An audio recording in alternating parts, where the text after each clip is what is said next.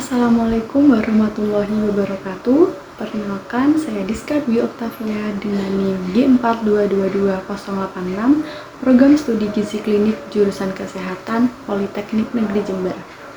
Dalam kesempatan kali ini, saya akan menjelaskan tentang konseling gizi untuk memenuhi tugas praktikum mata kuliah konseling gizi. Sebelumnya, saya akan menjelaskan apa sih itu konseling gizi. Jadi, konseling gizi adalah komunikasi dua arah antara konselor dan klien dengan tujuan untuk mengatasi dan menyelesaikan masalah yang dialami oleh klien. Selamat pagi, Bu. Ya. Gimana kabarnya hari ini, Bu? Alhamdulillah baik. Alhamdulillah ya, Bu. Saya izin memperkenalkan diri terlebih dahulu ya, Bu. Saya Diska Dwi Oktavia dari mahasiswi Gizi Klinik Politeknik Negeri Jember. Nah, di sini saya akan menjelaskan tujuan saya ke sini ya, Bu. Tujuan saya ke sini itu untuk memberikan konseling gizi terkait penyakit diare.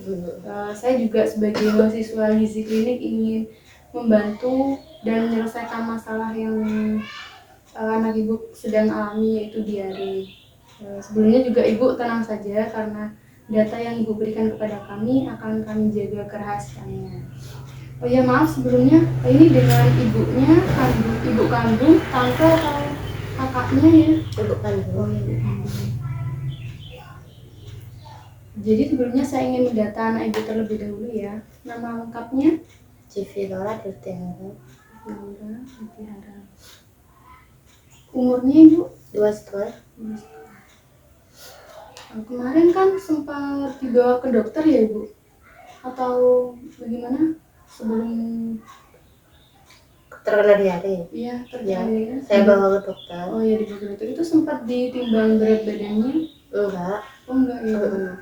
Jadi belum tahu ya Bu berat badannya berapa? Tahu, soalnya kemarin seminggu yang lalu habis posyandu. Oh, sempat posyandu ya Bu. Berapa berat badannya Bu? 11,7. 11,7. Untuk tinggi badannya? 84.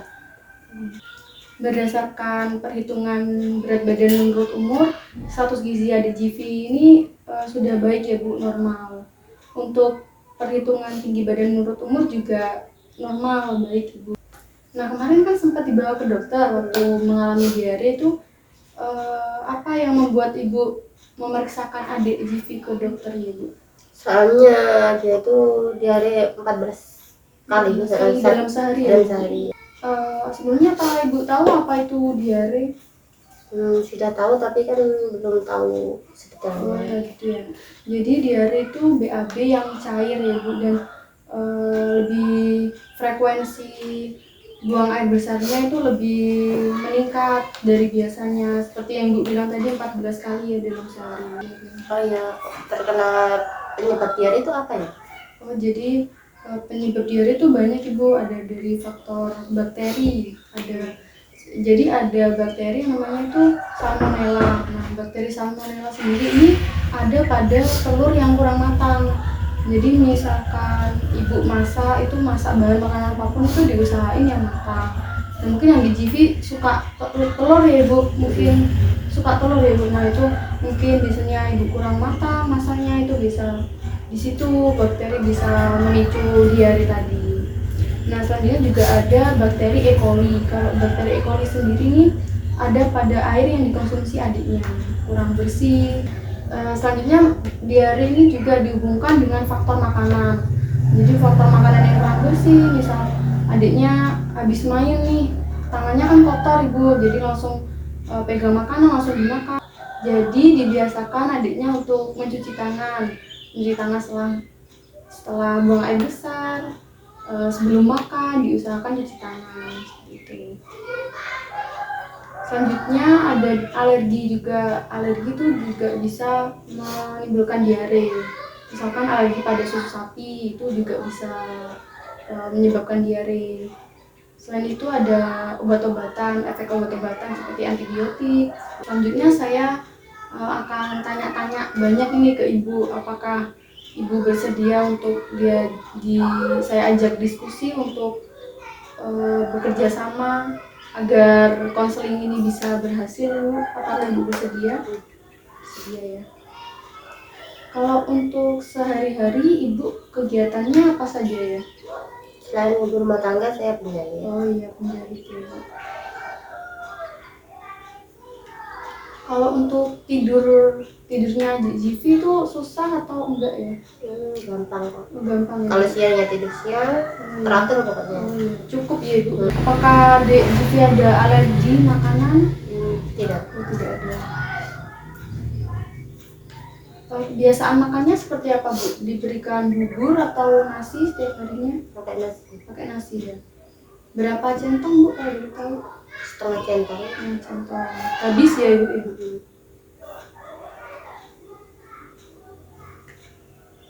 Kalau untuk pengolahan makanannya sehari-hari yang dikonsumsi adik Jivi itu dimasak sendiri atau beli di luar?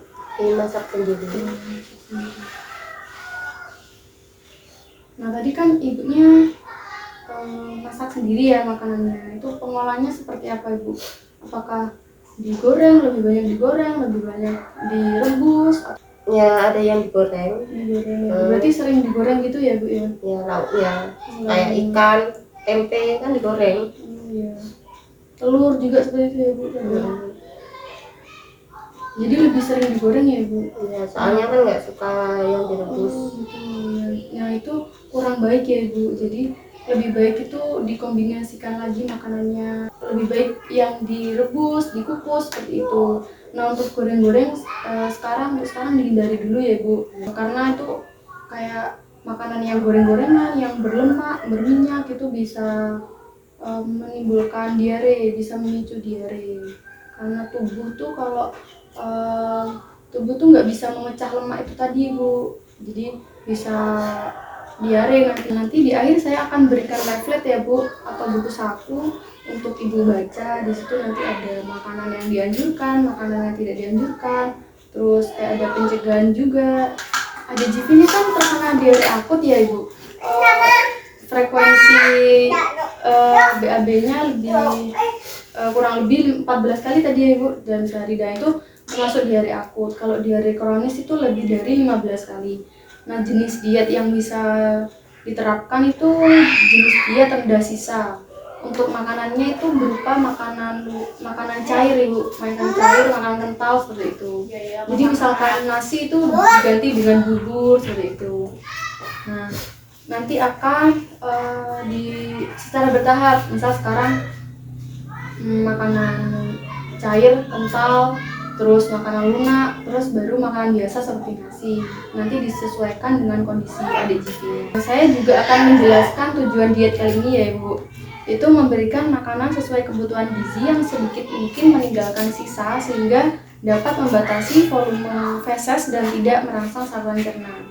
Kemudian makanan yang dianjurkan untuk dikonsumsi itu ada makanan yang rendah serat seperti kacang panjang, buncis, sama bayam. Untuk pengolahannya itu sekarang jangan digoreng dulu ya Bu, harus direbus sama dikukus gitu. Ya harus menghindari produk olahan susu yang tinggi laktosa. Dek Jivi enggak minum susu atau tidak Ibu? Iya. Oh tidak ya Bu.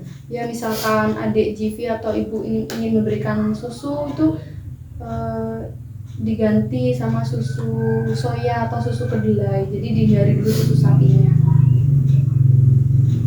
Kemudian menghindari daging berserat kasar seperti daging sapi sama daging ayam utuh seperti itu. Teh juga dihindari ya Ibu. Kalau buah usahakan buah yang matang sama yang segar Ibu. Jadi dihindari juga buah yang menimbulkan gas, buah yang berbiji seperti itu. Bisa itu dikonsumsi pisang, jeruk. Nah kalau jeruk itu kan ada bijinya ya Bu, itu dihilangin dulu.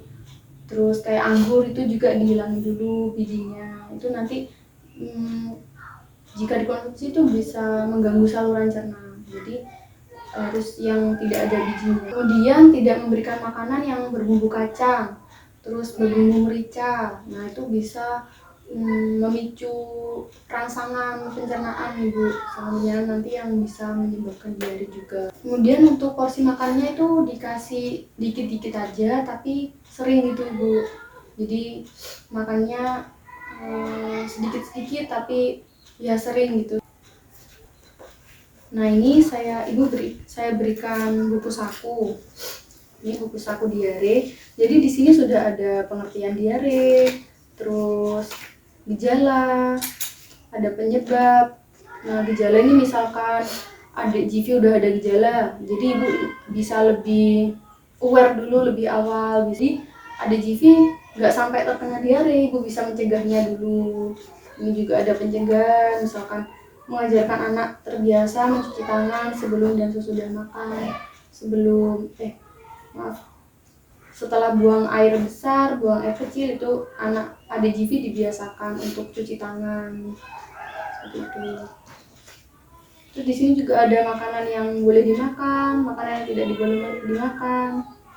Untuk nasi tadi sudah dijelaskan ibu, diganti dengan bubur dulu di tim. Jadi olahan makanannya itu kalau bisa yang dihindari yang goreng-gorengan dulu. Ini yang nggak boleh dimakan juga ada ibu. Ini sudah ada di sini semua ibu, nanti dibaca sendiri ya ibu. Jadi di buku saku tadi juga udah ada cara untuk membuat oralit sendiri di rumah seperti apa, itu sudah ada semua ibu di situ. Dari penjelasan tadi apakah ada yang ditanyakan ibu? Berarti kan nggak boleh yang goreng-gorengan itu ya? Iya. Apakah ibu bisa mengulangi kesimpulan dari yang saya jelaskan, misalkan nggak boleh gorengan, harus direbus gitu? Ya kan tadi kan nggak boleh yang goreng-gorengan Ya, kan? nggak boleh gorengan, terus nggak boleh direbus, Terus cuci tangan kan? ya cuci tangan. Ya, intinya jaga kebersihan. Ya, jangan lupa di TV juga ini ibu sering minum air putih meskipun dikit-dikit tapi sering.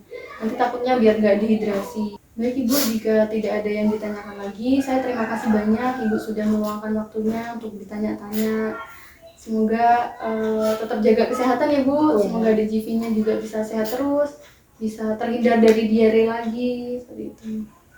Nanti kalau ada yang masih bingung atau ditanyakan, ibu bisa tanya-tanya ke saya, nomornya saya ada di situ sudah tercantum, ibu bisa hubungi saya. Baik ibu, terima kasih ya ibu waktunya.